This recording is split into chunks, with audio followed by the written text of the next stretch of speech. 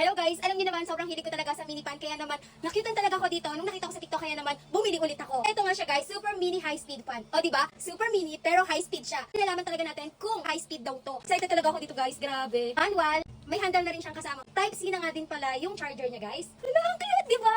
Sobrang nagustuhan ko talaga yung color nito guys. Tignan niyo naman kasi cream and orange. Available yung color nito na black, green, and yung purple. So ito yung napili ko guys kasi wala pa akong color na ganito. So ayan guys, itatry ko na nga kung super high speed ba talaga tong mini fan natin. Hala guys, ayun, nakikita nyo? Number 1 pa lang yan. So ito guys, ang kinagandahan dyan, yung air volume niya, makikita na natin dito sa screen niya. Yung power ng battery niya, makikita din natin siya. So ayan guys, yung 60% niya, 50% niya, ayan guys. Oh, itaray guys, may 120. May 150 yan guys. Oo nga, super high speed. So you can see guys, kakatapos ko nga lang maligo. Kasi sabi niya high speed talaga to per mini natin na fan eh. Kaya naman tatry natin magpatuyo ng buhok dito. Hala, nakakapatuyo ko ng buhok. Grabe, ang cute nito guys. Ang ganda, tapos ang gaan pa niya ha. Ayan siya guys, yan. O diba?